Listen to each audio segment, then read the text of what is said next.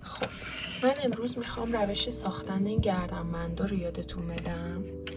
البته فقط گردنبند نیست، میتونین ازشون به عنوان آویز استفاده بکنین و از هر چیز که دوست دارین میتونین توی ساختنش کمک بگیرین، مثلا سنگ یا هر شیئی که دوست دارین. اینجا من یه دست خرچنگ دارم که حالا خرچنگ مرده بود که توی کوه پیداش کردم.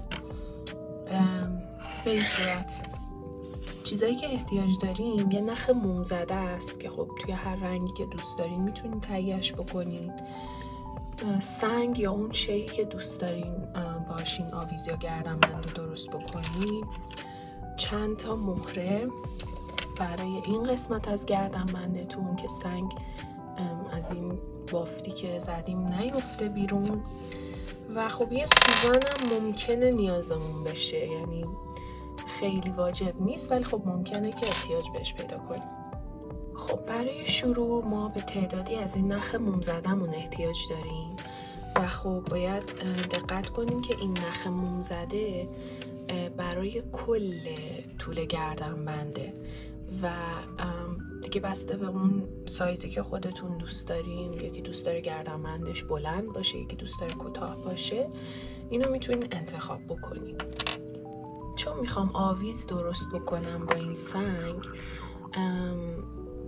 دوست ندارم که خیلی بلند باشه، واسه همین حدوداً این نخی که میخوام استفاده بکنم 30 سانت طولش باشه برای من کافیه و از هر کدوم از این 30 سانت ما 3 تا احتیاج داریم. حالا اینو باید در نظر داشته باشین که برای اینکه این سنگا رو بپیچین حتما باید تعداد نخی که استفاده میکنین فرد باشه. مثلا اگر میخواین این نخا رو ببرین 4 تا نخ نبرین، 2 تا نخ نبرین، 3 تا ببرین، 5 تا ببرین. اینجوری بعداً توی بافتنش به مشکل نمیخورین.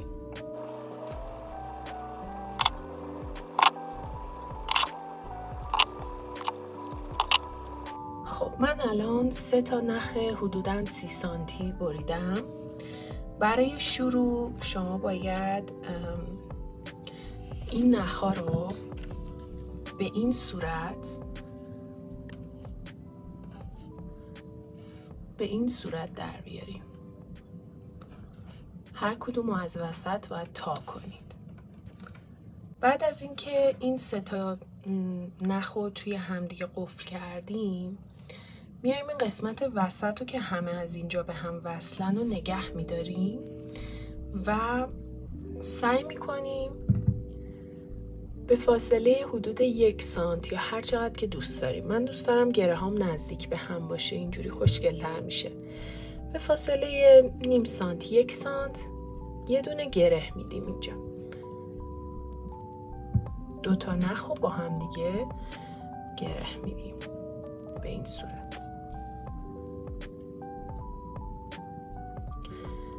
حالا این نخای دیگه ای هم که از اون قسمت به هم قفل شده بود و توی همین فاصله‌ای که اینجا گره زدیم، یعنی اگه این اینجاست اینم یه چیزی حدود اینجا باید گرهمون بیفته، اینا رو هم همینجا یه گره میزنیم.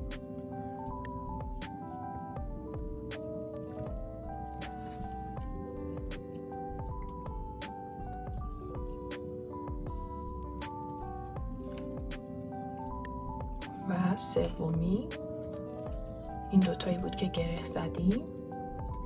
این یکی هم به همون فاصله اینجا باید بیفته حدوداً که موقع زدن گره خودتون میتونین اون فاصله رو تنظیم بکنین.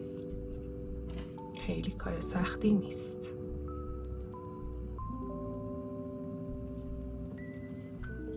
خب به این صورت.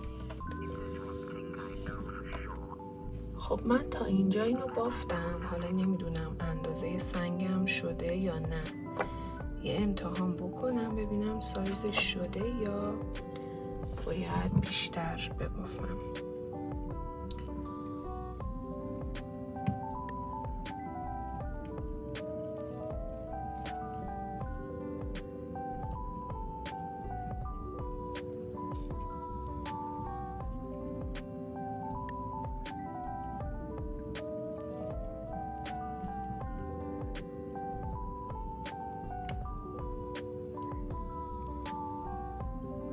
تا اون جایی اینو میبریم بالا که این قسمتی که اون اول نخامونو تو هم دیگه قفل کردیم و اینا این وسط بیفته.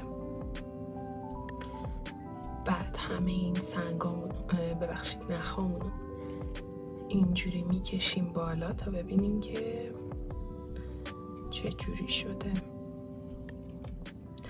این حدوداً 2 ردیف گره دیگه میخواد. روی همین سنگ هم میتونیم گره همونو بزنیم. خب من این سنگو با نخای موم زدم دورشو بافتم. حالا تنها کاری که باید بکنیم اینه که این مهره رو از توی این نخا عبور بدیم تا بیاد و اینجا وایسه. من همه این نخا رو از توی این سنگ رد کردم و به این صورت در اومد. حالا ما 6 تا نخ داریم، 3 تا رو میاریم این ور، 3 تا هم میبریم اون ور. این 3 تا رو جدا میبافیم، این 3 تا هم جدا و تهش رو گره میزنیم. من 2 طرفش رو بافت ساده زدم و شما میتونین هر بافتی که دوست دارین انجام بدین. تهش هم گره زدم. حالا این برش هم یه گره باید بدم به همون اندازه‌ای که طرف دیگه بود.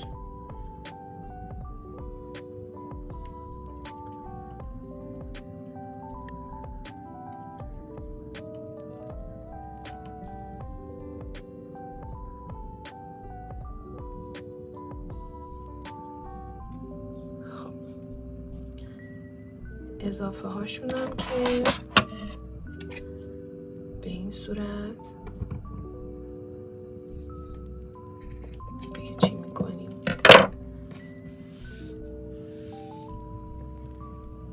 این میشه آویز ما. حالا شما اگه دوست دارین گردنبند باش درست کنین از اون 30 سانتی که من گفتم خب باید بیشتر بشه، باید 40 سانت 50 سانتی رو از هر نخ ببرین. اینم از آویز سنگ ما.